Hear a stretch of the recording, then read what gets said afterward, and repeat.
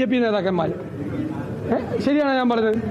പിന്നെ ഞാൻ ഒരാളുടെ പേര് പറയില്ല. എത്ര പേരുണ്ട് ആരോപണ വിധേയരായി നിൽക്കുന്ന ആളുകൾ? അവരെത്ര പേര് രാജിവെച്ചു? ഞങ്ങളതൊന്നും നോക്കിയിട്ടല്ല തീരുമാനം. ഞങ്ങളുടെ തീരുമാനം CPM എന്ത് ചെയ്തു, BJP എന്ത് ചെയ്തു എന്നല്ല തീരുമാനം. കോൺഗ്രസിനൊരു തീരുമാനമുണ്ട്.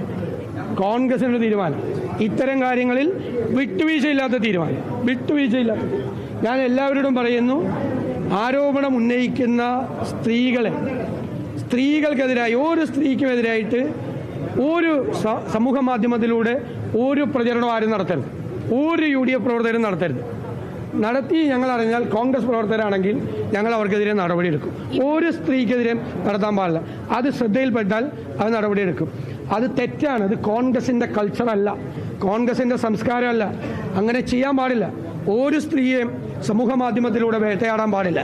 അത് കോൺഗ്രസ് ഒരു കാരണവശാലും അനുവദിക്കില്ല.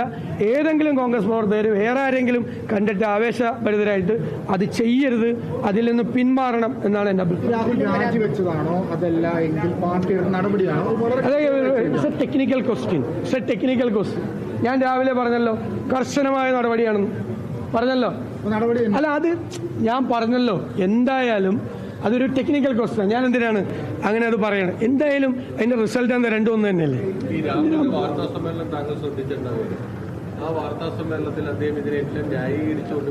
അല്ലല്ല, ഞാൻ അദ്ദേഹം നിരപരാധിയാണെങ്കിൽ നിരപരാധിത്വം തെളിയിക്കാനുള്ള അത് അദ്ദേഹത്തിനും ഇല്ലേ. ഞാനന്ന് നിങ്ങളോട് പത്രസമ്മേളനത്തിൽ പറഞ്ഞു, ഞങ്ങളുടെ പ്രൊസീജിയർ അനുസരിച്ച് അദ്ദേഹത്തിന് പറയാനുള്ളത് കൂടി ഞങ്ങൾ കേൾക്കണ്ടേ? ആരാണെങ്കിലും കേൾക്കണ്ടേ? നമ്മളൊരു അന്വേഷണം നടത്തുമ്പോൾ ആരോപണ വിധേയനായ ആൾക്ക് കൂടിയുള്ള അഭിപ്രായം ഞങ്ങൾ കേൾക്കുമെന്ന് ഞാൻ പറഞ്ഞു അന്നത്തെ പത്രസമ്മേളനത്തിൽ. എല്ലാം സൂക്ഷിച്ച് ഉപയോഗിച്ചത്, എല്ലാ വാക്കുകളും. അപ്പോൾ ഞാൻ CPM എന്ത് ചെയ്യുന്നു, BJP എന്ത് ചെയ്യുന്നു എന്ന് ഞങ്ങൾക്ക് പ്രശ്നമല്ല. പക്ഷെ അവർക്കൊന്നും ഇതിനെക്കുറിച്ച് സംസാരിക്കാൻ, നാവനക്കാൻ ഉള്ള അവകാശമില്ല. കാരണം അവർ ഓരോ കേസിൽ ഒന്നല്ലല്ലോ, ഒന്നാണോ? ഞാൻ പറഞ്ഞ മാതിരി കോഴി ഫാമാണ് ഞാൻ. പക്ഷേ പേരൊന്നും പറയില്ല. ആരുടെയും പേര് പറഞ്ഞ് ആരെയും ഞാൻ വേദനിപ്പിക്കാനോ വിഷമിപ്പിക്കാനോ നോക്കാറില്ല. പക്ഷേ ഒരു വിരൽ ഞങ്ങളുടെ നേരെ ചൂണ്ടുമ്പോൾ ബാക്കി കയ്യിലെ വിരലുകളെല്ലാം സ്വന്തം നെഞ്ചത്തോണ്ടാണ് ചൂണ്ടുന്നതെന്ന് ചൂണ്ടുന്നവർക്ക് മനസ്സിലാക്കിയാൽ. നിങ്ങൾ നോക്കിക്കോ, ഇതിൻ്റെ അകത്ത് കേരളത്തിലെ കോൺഗ്രസ് ഇതിൽ നിന്നെല്ലാം വേറിട്ട് നിൽക്കുന്ന ഒരു വലിയ പ്രസ്ഥാനമാണെന്ന് നിങ്ങളെ കൊണ്ട് തന്നെ ഞങ്ങൾ പറയും. ഈ പരാതി പറയുന്ന സ്ത്രീകളുടെ വസ്ത്രധാരണം നോക്കി ഒരു പ്രസ്താവന നടത്തിയ VK ശ്രീകണ്ഠന്റെ പരാമർശത്തോട് താങ്കളുടെ അഭിപ്രായം എന്താണ്? പൊളിറ്റിക്കലി ഇൻകറക്റ്റ് ആയിട്ടുള്ള സ്റ്റേറ്റ്മെൻറ്റാണ്. ഒരു കാരണവശാലും അത്തരം കാര്യങ്ങളെ പ്രോത്സാഹിപ്പിക്കില്ല. ഞാനത് അറിഞ്ഞ അപ്പം തന്നെ അദ്ദേഹത്തെ വിളിച്ച് എൻ്റെ പ്രതിഷേധം അറിയിച്ചു. അദ്ദേഹം അതിനകത്ത് കറക്റ്റ് ചെയ്തു. ഒരാൾ ഒരു സ്ലിപ്പ് വരാം, പക്ഷെ കറക്റ്റ് ചെയ്തു, കറക്റ്റ്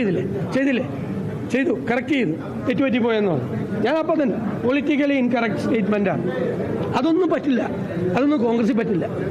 കോൺഗ്രസ് അങ്ങനെ ചെയ്യാൻ പാടില്ല. ഈ പുതിയ പ്രസിഡന്റിനെ ചൊല്ലി വലിയ തർക്കം നടക്കാം. അല്ല, അതൊക്കെ നിങ്ങൾ അതിപ്പോൾ എന്ത് ചോദിച്ചാൽ, നിങ്ങൾ ഓരോ ചാനലിൽ ഓരോരുത്തരുടെ പേര് സ്ഥാനാർത്ഥിയൊക്കെ നിങ്ങൾ തീരുമാനിച്ചു കഴിഞ്ഞാൽ എല്ലാവരും ഇല്ലേ, അടുത്ത ഇലക്ഷനുള്ള നമുക്കൊന്നും ഒരു പണിയില്ലല്ലോ. കുറച്ച് പണി നമുക്കിടുത്താ. അടുത്ത അസംബ്ലി ഇലക്ഷൻ്റെ മുഴുവൻ സ്ഥാനാർത്ഥിയെ നിങ്ങൾ തീരുമാനിച്ചു, യൂത്ത് കോൺഗ്രസ് പ്രസിഡന്റിനെ തീരുമാനിച്ചു. നമുക്കൊരു ജോലി ഇല്ലാതാക്കല്ലേ. ഒരു തർക്കം ഉണ്ടാവില്ല, ഒരു തർക്കവും. അത് ഞങ്ങൾ ചർച്ച ചെയ്തിട്ടില്ലല്ലോ. പിന്നെ അതിൻ്റെ തർക്കം ഉണ്ടാവണം. ഇതിൻ്റെ അകത്തുള്ള പ്രശ്നം വെച്ചാൽ ഒന്നിലധികം ആളുകൾ എഫിഷ്യൻ്റ് ആയിട്ടുള്ള, അതിന് പ്രാപ്തിയുള്ള ആളുകളുണ്ട്. അതിൽ നിന്ന് ഒരാളെ വയ്ക്കാൻ പറ്റുള്ളൂ, ഒരാളെ വയ്ക്കും.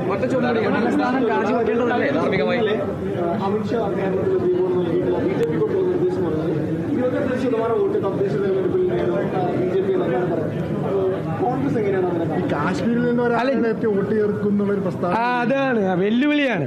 അതായത് തെരഞ്ഞെടുപ്പ് വോട്ടർ പട്ടികയിൽ ഞങ്ങൾ കൃത്രിമം കാണിക്കില്ല. കാരണം പരിശോധിക്കാൻ ഞങ്ങളുണ്ട്. ഒരു വോട്ട് പോലും അനധികൃതമായി ചേർത്താൽ, ഒരു പഞ്ചായത്ത് വാർഡിൽ പോലും അനധികൃതമായി CPM ചേർക്കില്ല, BJP ചേർക്കില്ല. നോക്കാൻ ഞങ്ങളുണ്ട് ഇപ്രാവശ്യം.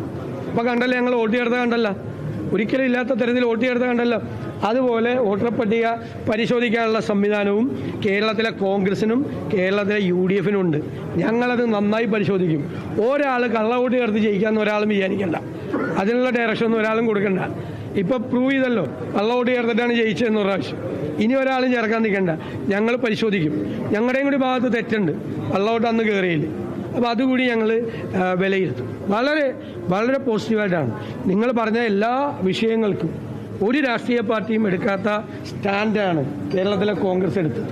ഇടയ്ക്ക് ഞങ്ങളെപ്പറ്റി ഇങ്ങനെ പറയണതിൻ്റെ ഇടയിൽ ഒരു വാചകം അതുകൂടി പറഞ്ഞാൽ ഞങ്ങൾക്ക് ഭയങ്കര സന്തോഷം.